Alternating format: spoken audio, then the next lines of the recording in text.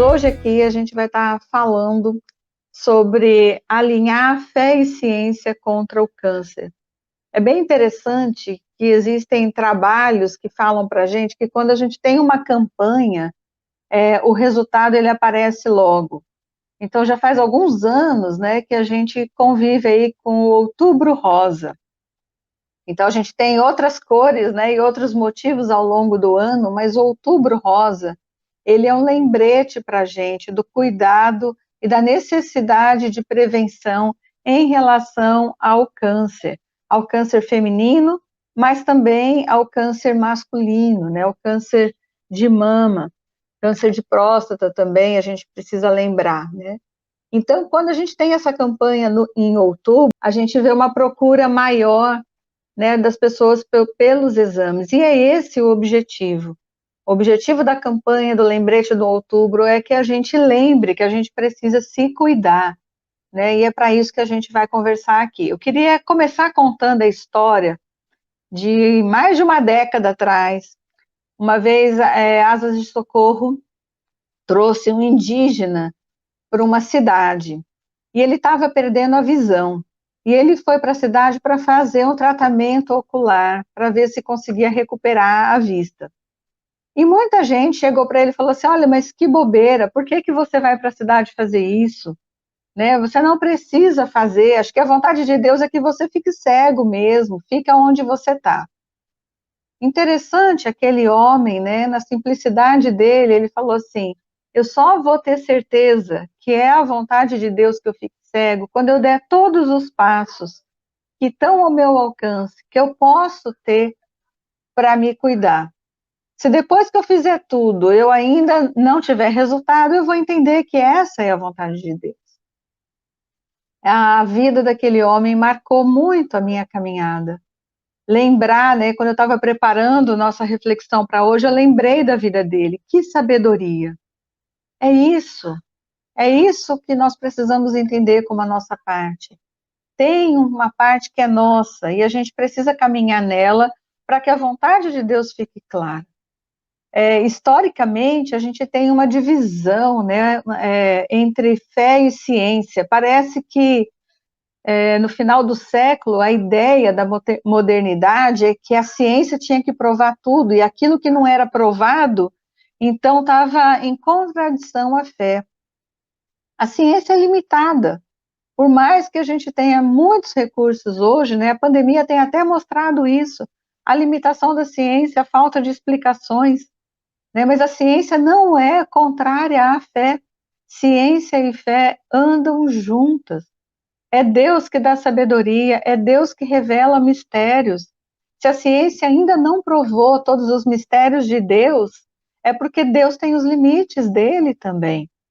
Então, mas a ciência, ela não é a palavra final vem do Senhor, mas a gente precisa considerar todos os avanços, todos os exames, tudo aquilo que já se sabe, e entender que Deus age, inclusive, através da ciência. Então, como que a gente lida com isso, né? Essa ideia de separação entre fé e ciência, como é que a gente junta as duas coisas? Eu separei um texto, se você quiser ler, está em Marcos 6, de 45 a 52. Eu vou ler aqui para a gente, eu queria que a gente refletisse um pouco na palavra do Senhor nesse texto. Então, Marcos 6, de 45 a 52, diz assim, a bendita palavra do Senhor. Logo em seguida, Jesus insistiu com os discípulos para que entrassem no barco e fossem adiante dele para Betsaida, enquanto ele despedia a multidão.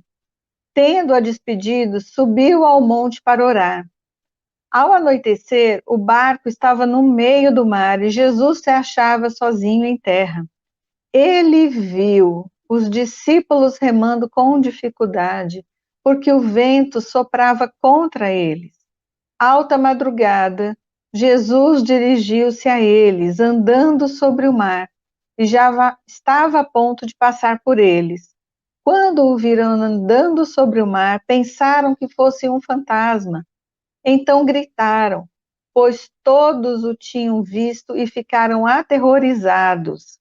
Mas Jesus imediatamente lhes disse: coragem, sou eu, não tenham medo. Ele subiu no barco para junto deles e o vento se acalmou e eles ficaram atônitos, pois não tinham entendido o milagre dos pães. Seus corações estavam endurecidos. Deus abençoe a nossa reflexão na sua palavra.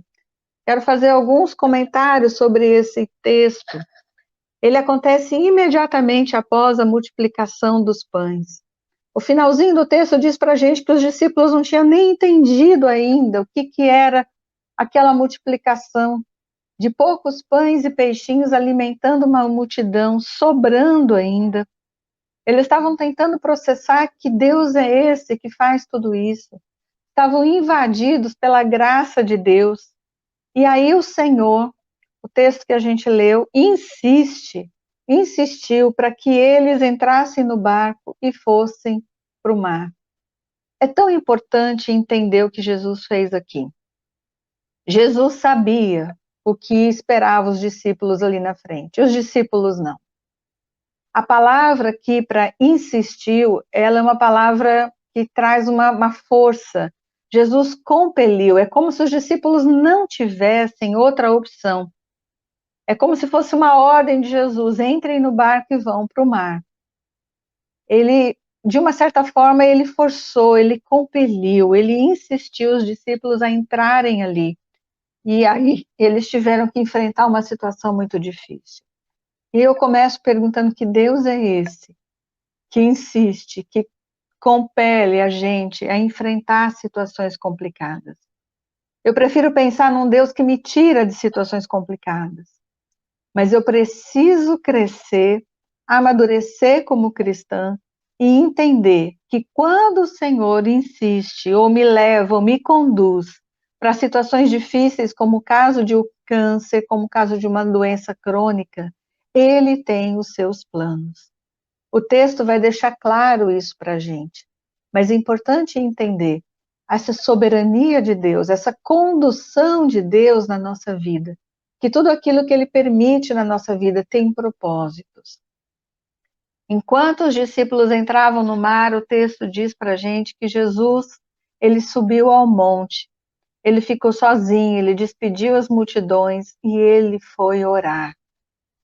Muito interessante, né? Jesus precisava desse tempo a sós com o Pai, e muitas vezes ele deixava tudo e ia orar. Mas por que ele orava? Quais eram os motivos de oração do Senhor Jesus? Provavelmente ele estava orando pelos seus discípulos. Enquanto eles enfrentavam ali o mar, achando que estavam sozinhos, abandonados, o Senhor orava. Hebreus 7, 24 e 25 fala para a gente que o Senhor vive sempre intercedendo por nós. Em uma ocasião com Pedro, o Senhor Jesus falou para Pedro que o diabo ia peneirar a vida dele, mas que ele tinha intercedido por Pedro, para que a fé de Pedro não se abalasse, para que ele permanecesse firme, para que ele crescesse. O Senhor ora, o Senhor intercede por nós, enquanto a gente enfrenta dificuldades. Esse é o que o texto está nos dizendo.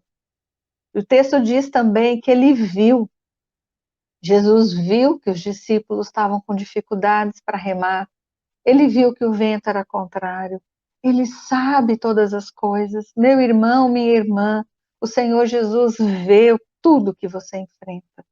Ele vê a sua dificuldade. E ele, mesmo assim, ele fica em silêncio muitas vezes. Ele espera o tempo certo. O texto fala que foi ficando escuro e Jesus ainda não tinha vindo com eles. Você pode ler esse texto também em Mateus 14, em João 6, cada um vai trazendo detalhes dessa história para a gente que são bem preciosos. Mas os discípulos remavam com dificuldade, o vento era forte. Mateus diz para a gente que eles remaram cerca de 5 a 6 quilômetros no meio de uma tempestade, remando, remando. Para que serve remar no meio da tempestade? O tamanho dos ventos parece que é quase nada. Outro dia eu estava falando esse texto com uma pessoa acostumada com barco, com remo, E ele falava assim, olha, a gente rema, rema, parece que não sai do lugar. Mas os discípulos continuaram remando. E eu quero que você grave essa palavra, porque essa é a nossa parte. No meio da tempestade, a gente continua remando. E eu queria dizer para a gente o que é remar hoje em dia. Remar é cuidar da gente. Remar é fazer o que está na nossa mão. Remar é fazer consultas médicas de rotina. É procurar os recursos que a medicina tem, que a ciência já tem para a gente. Remar é ser bom mordomo dos recursos que Deus nos dá. O principal e o mais importante recurso que o Senhor nos deu é a vida. Somos mordomos, somos responsáveis por cuidar do nosso corpo, das nossas emoções, da nossa fé. E remar significa fazer aquilo que está ao nosso alcance. Mas eles remavam com dificuldade. Jesus estava vendo tudo e às 3 da madrugada ele vai ter com eles. Ele foi até eles andando sobre as águas. Incrível, né? Primeiro, Jesus parece que está em silêncio, está longe e eles estão sozinhos, esse sentimento de solidão, de abandono. Mas o texto diz que Jesus estava vendo, esperando o tempo para entrar, para chegar perto deles. E quando Jesus chega, chega de uma forma completamente inusitada. Jesus sempre nos surpreende. Talvez eles esperassem Jesus chegando num barquinho, mas ele vem andando sobre as águas. O que isso ensina para a gente? Ensina que Jesus é livre para fazer o que ele quer, do jeito que ele quer. Ele tem poder sobre todas as coisas. Ele rompeu a gravidade aqui, andando sobre as águas, porque ele é Deus. E nós, na nossa limitação, a gente quer que Deus faça as coisas do nosso jeito. A gente quer que ele nos cure, às vezes sem tratamento. A gente não quer adoecer, a gente quer que Deus nos sirva, faça as coisas do jeito que a gente espera. Mas Deus age como Ele quer, porque Ele é soberano. Né? Essa questão de exames, de prevenção, várias vezes eu já tive algumas discussões com meu pai. Meu pai não gosta de ir para médico. A maioria dos homens, né, parece que tem uma resistência com o médico. Só que ele tem uma filha enfermeira, então várias vezes a gente precisa ter uma santa discussão. E ele fala assim, não, eu não gosto de ir para médico, porque se a gente procura, a gente acha. Então a tese dele é que se ele não procurar a doença, ele não vai achar a doença, ele não vai ficar doente. E aí eu falo, pai, é muito mais fácil tratar quando a gente acha no começo. É para isso que a gente vai no médico, para tratar as coisas logo no comecinho. Né? Então, essa ideia de que a gente não gostaria, não precisaria fazer nada, né? Deus vai fazer tudo, eu espero que, por ser filho de Deus, eu não adoeça, eu não envelheça, eu não tenha nenhum problema. Isso não é real, nós estamos no mundo, nós somos humanos. O adoecimento faz parte da vida da gente. A gente vive num mundo complicado, a nossa alimentação não é lá tão saudável, tão natural. A gente tem preocupações, tudo isso vai interferindo na nossa saúde. E a gente precisa de cuidado. A gente precisa cuidar da gente, né? E não esperar que Deus nos blinde de todas as coisas, porque Ele é um Deus que age mesmo quando a gente está doente, mesmo quando a gente enfrenta dificuldades. Só que olha só, Jesus aparece andando sobre as águas e a reação dos discípulos é muito interessante. Eles gritaram, eles não reconheceram Jesus, eles acharam que era um fantasma, eles tiveram medo. Quantas vezes Deus está agindo na nossa vida e a gente não reconhece que é Ele? Ele está agindo com um diagnóstico, Ele está agindo com um exame, Ele está agindo com a necessidade de uma medicação. E a gente fica com medo, a gente fica apavorado, a gente acha que não é Jesus. Deus é livre para usar o que Ele quer, para nos tratar como Ele quer e para, inclusive, nos levar para a glória. Nós estamos preparados porque as doenças também vêm para nos levar para o céu. A pandemia tem nos ensinado isso. E no meio da pandemia, quanto medo da morte. Talvez o nosso medo da morte é porque a gente não está se preparando para isso, a gente está esquecendo que o nosso tempo aqui é limitado, que um dia estaremos com o Senhor. Como é que a gente se prepara para a morte? Vivendo bem, vivendo para a glória de Deus, cuidando dos recursos que Deus nos dá, que somos nós mesmos, a nossa família, os nossos amigos, os nossos irmãos. Mas aí os discípulos, voltando para o texto, né, estavam aterrorizados, com medo, não reconhecendo que era Jesus. Como eu me identifico com essa palavra, com esse medo? Quantas coisas eu acho que é o inimigo que está fazendo, e o inimigo faz mesmo. O inimigo tem poder, mas ele não é todo poderoso e ele tem limites. Ele só faz aquilo que Deus permite. Se você vê a história de Jó, né, Deus deu permissão a Satanás para tocar na vida de Jó até aonde Deus limitou. E em todo o livro de Jó, você não vê em nenhum momento Jó discutindo com o diabo. Jó falava com Deus, ele atribuía a Deus tudo o que estava acontecendo. Ele sabia que Deus era Senhor sobre todas as coisas. Então, no nosso medo, né, no nosso pavor, a gente precisa reconhecer que aquilo que a gente está enfrentando é permissão de Deus. Mas então, no fim, Jesus fala, e ele fala de uma forma que nós precisamos ouvir. Ele se revela aos discípulos no meio da tempestade, e ele fala: sou eu, coragem, tenham ânimo, não tenham medo. Irmãos, precisamos ouvir o Senhor dizendo: filho, filha, sou eu. Eu estou permitindo lutas na sua vida. Eu cuido de você, não tenha medo, confia em mim. No final da história, os discípulos ficaram admirados. E o texto diz para a gente que eles não tinham ainda nem entendido a multiplicação dos pães. E o coração deles era um coração endurecido.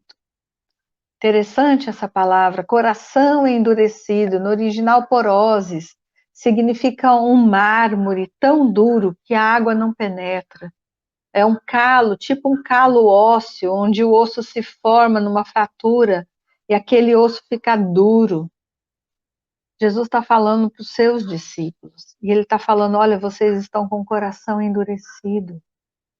Muitas vezes o Senhor usa lutas na nossa vida para tratar o nosso coração endurecido, porque o nosso coração vai ficando cheio com as coisas desse mundo, vai ficando amedrontado, vai ficando apavorado, perdendo de vista quem é Deus e o poder de Deus. E no meio das lutas, o Senhor vem tratando o nosso coração endurecido. Então, pensando, né, nesse texto, queria trazer algumas conclusões para a gente. Primeiro, que o Senhor nos conduz em todas as situações. Nós estamos nas mãos de Deus e precisamos lembrar disso. Em todo tempo Ele está trabalhando a nossa fé. Né? No texto, acho que, não sei se é de Mateus ou de João, o Senhor fala assim, é Mateus, a sua fé é pequena nesse texto. A nossa fé é pequena. Parece que tem tamanho de fé, né? PMG. A minha deve ser Baby Luke. É fé pequena, o Senhor precisa nos ensinar a exercitar a nossa fé, e é no meio das lutas. Muitas vezes nas lutas de saúde. O câncer é uma luta dessa. E a gente precisa lidar com ele quando ele chega. Todos nós temos pessoas que já enfrentaram, estão enfrentando ou vão enfrentar o câncer perto da gente. Não é uma batalha simples. Mas o câncer não define quem nós somos. Quem define a nossa vida é o Senhor. A última palavra sempre é dele. Os nossos dias estão contados, é o que diz a palavra. Nós não vamos ficar um dia a mais, mas também a gente não vai um dia antes. E nós vamos lidar aos pés do Senhor com aquilo que vem na nossa vida. Então a gente lida, né? Os discípulos tiveram que lidar ali no meio da tempestade com a aparente ausência do Senhor, com o silêncio de Deus. Meu irmão, minha irmã, entenda que o silêncio de Deus, ou a aparente ausência dele, não significa que ele está distante, que ele não está fazendo nada, né? Deus está agindo sempre, Ele está orando, Ele está intercedendo, Ele está orando para que a nossa fé não desanime, para que a gente permaneça firme, para que a gente cresça, para que a gente o busque de uma forma intensa no meio das tempestades. Precisamos lembrar que Ele nos vê, Ele sabe das dificuldades e Ele sabe o momento exato de agir. Ele tem os seus planos e o seu tempo. Paulo dizia: eu sei em quem eu tenho crido. É bem interessante que muitos milagres o Senhor fez diante dos seus discípulos. Parece que esse foi um deles. Não tinha muita gente de fora, muito ímpio ali perto, eram os discípulos de Jesus. Porque os discípulos de Jesus precisavam conhecer quem é Deus. O Deus que acalma a tempestade, o Deus que pacifica corações. Muitas coisas Deus faz para que eu e você, a gente o conheça. Eu já ouvi muita gente enfrentando câncer, dizendo: olha, eu estou passando por isso para testemunhar. É verdade. Aquilo que Deus faz na vida da gente serve para testemunho. Mas Deus não nos usa apenas para abençoar outros. Deus trabalha em nós primeiro. E aquilo que Ele faz em nós vai abençoar outros. Então, quando o câncer vem, quando uma situação difícil a gente tem que enfrentar, né, o Senhor está trabalhando com a gente. Ele quer nos dar crescimento, Ele quer se revelar a nós como Deus poderoso que Ele é. E Ele age, né, não segundo as nossas expectativas, Ele age segundo a sua vontade. Irmãos, a nossa fé não é no tratamento, não é na quimioterapia, na radioterapia, é nos exames, tudo isso são instrumentos, tudo isso é muito importante. A nossa fé é no Senhor e no seu poder. Quantas pessoas fazem o melhor tratamento, têm os melhores recursos, estão nos hospitais de ponta do país ou do mundo, e ainda assim o Senhor as leva. Então não é o tratamento que define, mas é o Senhor. Ah, então eu não preciso fazer tratamento porque meus dias estão contados, está tudo definido? Não. Nós precisamos fazer a nossa parte sim, porque Deus usa o tratamento. Deus nos abençoa através dele. Muita gente tem sido curada de câncer. Quanto mais cedo a gente descobre, melhor é. Existe uma preocupação grande agora, porque com a pandemia, né, muita gente deixou de ir para médico, deixou de fazer exame, os exames preventivos, com medo da contaminação nas clínicas, nos hospitais. E é verdade, a gente teve que ficar isolado por um tempo, mas agora a gente precisa retomar, precisamos fazer os nossos exames periódicos, porque a gente está esperando, né, um grande número de câncer, talvez em estágio um pouco pior do que deveria, porque os exames não foram feitos, mas precisamos retomar isso agora, porque tudo aquilo que a gente descobre no começo é mais fácil de tratar. Às vezes só uma cirurgia resolve, às vezes não precisa de quimioterapia, radioterapia. Então é tempo, né? É tempo de prevenção, é tempo de fazer a nossa parte. Ele pode usar a ciência, ele pode nos curar pela ciência ou sem a ciência, né? Mas ele também pode nos conduzir à morte, já falei sobre isso. Estamos preparados? Estamos preparados para encontrar o Senhor, né? Então, pensa na sua vida, né? O tempo do preparo para o que vem depois é agora, é viver bem, viver um dia de cada vez para a glória do Senhor. Então, ele revela, né, o nosso coração endurecido, nosso coração de pequena fé. Ele se revela a nós como os discípulos, primeiro a nós e depois esse testemunho para os outros. O testemunho não é do que a ciência fez, o testemunho é do poder de Deus através dos exames, do tratamento, através dos milagres que ele faz. Irmãos, Deus faz muitos milagres, mas o maior milagre que Deus faz é transformar o nosso coração.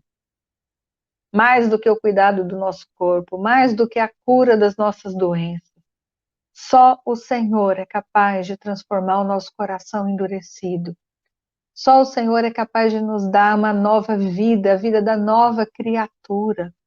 Se somos salvos em Cristo Jesus, nós temos a promessa de uma vida plena, uma vida abundante.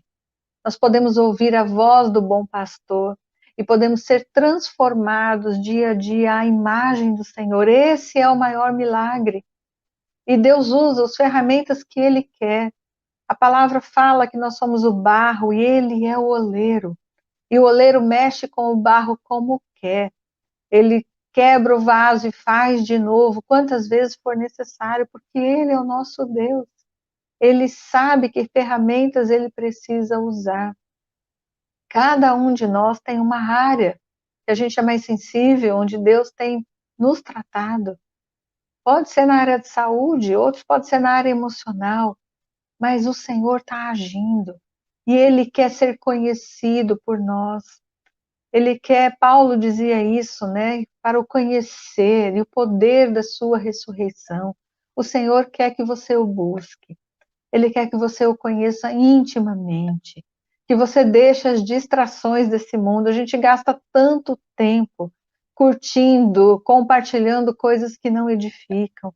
Tão pouco tempo aos pés do Senhor, ouvindo a sua voz, buscando a sua palavra, guardando a sua palavra no coração. É tempo da gente levar a nossa vida cristã a sério, né? E conhecer o Senhor, que Deus é esse que me salvou, que vida nova é essa de nova criatura, que milagre é esse que o Senhor faz todos os dias. Há uns anos atrás eu estava lá em Xinguara, no Pará, num congresso de mulheres, numa fazenda, pregando num estábulo, um lugar lindo. E uma das irmãs que estava lá, ela me ensinou algo muito especial que eu carrego. Ela falou assim: irmã, todos os dias, Deus me dá um dia novinho, que eu posso viver com graça e misericórdia para a glória dele. Que bênção aprender com aquela irmã. Isso tem caminhado comigo ao longo dos anos. Quantas vezes a gente vai dormir cansado, falando: Deus, amanhã não sei como é que vai ser, eu acho que eu não dou conta nem de acordar amanhã. Mas no outro dia o sol nasce. Tem novas misericórdias, tem nova graça para nós. E o Senhor nos dá novas oportunidades de viver para Ele, de viver com Ele, de receber dele o perdão dos nossos pecados e de avançar em direção ao alvo. Onde está a nossa fé? É no Senhor? É nas circunstâncias? É nos exames? Quando a nossa fé está nas coisas desse mundo, um diagnóstico nos deixa em desespero. Parece o fim do mundo. A nossa humanidade nos assusta. A gente fica assim: meu Deus, nem eu sabia o que tinha no coração. As tempestades fazem isso. Elas revelam aquilo que está no nosso coração e a gente assusta. A gente acha que já está num nível de maturidade maior da fé, mas um simples exame parece que desestabiliza tudo. Precisamos lembrar que o exame não nos define, que nós temos o Senhor, que nós estamos com Ele. Irmãos, eu estou falando isso, mas eu falo isso para mim também. Eu sei o quanto é difícil. Quem me conhece sabe a luta que eu enfrento com os meus olhos. As 2 últimas consultas, a médica chegou a falar já em transplante. Eu uso uma lente caríssima e eu nem posso usar ela muitas horas durante o dia.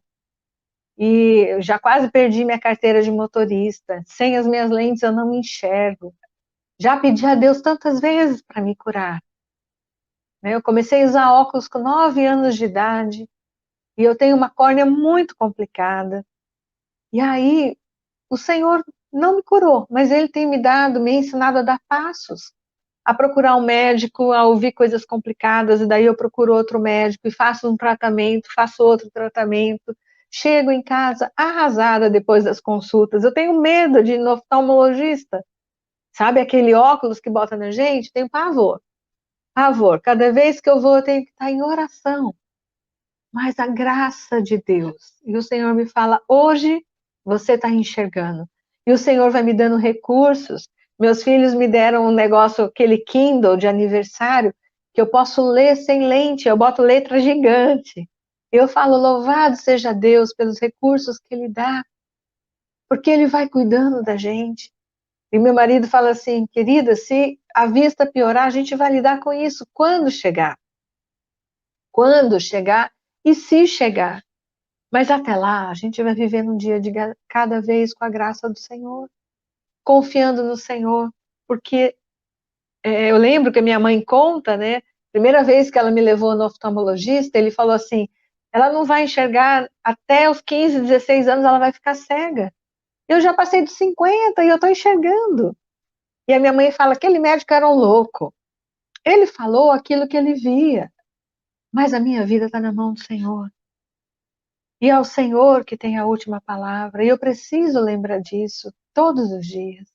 E eu preciso lembrar disso com gratidão pelos recursos que o Senhor dá, pelas lentes, pelos médicos, pelos exames, por tudo aquilo que está à disposição. Como é que anda a nossa fé? Como é que a gente se aproxima do Senhor? A nossa fé não pode ser nas circunstâncias.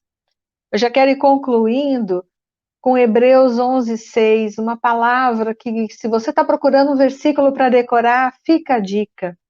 Hebreus 11:6 diz assim, é necessário que aquele que se aproxima de Deus creia que Ele existe e que Ele se torna galardoador dos que o buscam. Como a gente tem se aproximado de Deus? Para brigar com Deus, porque a gente está enfrentando tempestade, lutas, doenças, limitações, pandemia, câncer. Como a gente tem se aproximado? Né? Para brigar com Deus por conta do silêncio? Ou a gente tem se aproximado, Senhor, eu não entendo. Eu não sei qual é o próximo passo, mas eu creio no Senhor, eu creio no Teu poder, a minha vida está nas Tuas mãos. Me conduz, me mostra o próximo passo. Me ajuda a ser um bom mordomo, uma boa mordoma dos, dos bens, dos recursos que o Senhor me dá. Me ajuda a cuidar da saúde que o Senhor me deu. Me ajuda a encarar médicos, diagnóstico, fazer os exames. Não deixa eu ser negligente com a parte que é minha. Irmãos, eu queria fechar lembrando qual é a sua parte, qual é a minha parte. É o que os discípulos fizeram. Reme, não pare de remar. Não pare de fazer aquilo que está ao teu alcance. Elizabeth Elliot, uma mulher que tem muito a ver com a história de Asas de Socorro, da aviação missionária, ela era esposa do Jim Elliot, um dos pilotos que foi morto pelos índios Aucas quando foram fazer contato com a tribo Auca. Ele foi flechado na tribo. E Elizabeth perdeu seu marido, que servia ao Senhor. Depois ela casou de novo, perdeu o segundo marido com câncer. E ela fala, né, ela tem vídeos, livros bem interessantes, né? Ela diz que o sofrimento não é em vão. E quando perguntavam para ela, porque ela morreu já, perguntavam para ela como é que ela lidava com o sofrimento. Ela falava, eu aprendi a fazer a próxima coisa. Eu aprendi a fazer aquilo que estava à mão. Às vezes a gente se preocupa tanto com coisas que não estão no nosso controle, coisas que pertencem ao Senhor. A gente entrega, a gente confia ao Senhor, mas a gente faz aquilo que está na nossa mão. A gente faz a próxima coisa, a gente continua remando, a gente marca a consulta, a gente faz os exames, a gente faz o tratamento e a gente confia, coloca a nossa fé e a nossa esperança no Senhor. Meu irmão, minha irmã, que o Senhor te conduza, que Ele te abençoe nesse caminho, nessa vida abundante que Ele tem para você, que não depende das circunstâncias. A sua vida está na mão do Senhor. Cuide da melhor forma que você puder. Faça os seus exercícios físicos, pelo menos 3 vezes na semana. Se hidrate, se alimente, coisas tão simples, mas que fazem muita diferença na nossa saúde. Cuide do seu sono. Hoje a gente fala de higiene do sono, né? A gente fica ligado nas mídias até tarde e aí não consegue dormir direito porque o nosso cérebro está pilhado. Precisamos desacelerar. Sai das mídias, faça jejum de mídias se for necessário. tenha mais tempo aos pés do Senhor, cuide das suas emoções. Tudo isso faz parte da prevenção das doenças, faz parte do lidar com as enfermidades. Marque os seus exames, faça o seu check-up. Né? Eu gosto muito de fazer os exames do mês do meu aniversário, porque aí eu estou lembrando. Né? Então, é um presente que eu dou para mim mesmo. No mês do meu aniversário, eu marco a consulta com ginecologista, cardiologista. Né? Esse ano ainda não consegui, estou tentando, mas eu vou. Ainda mais depois de ter falado aqui, né? Eu não posso pregar aquilo que eu não vou fazer, então eu vou sim. Mas faz a sua parte, continue remando, continue servindo ao Senhor, crendo nele, porque ele é fiel.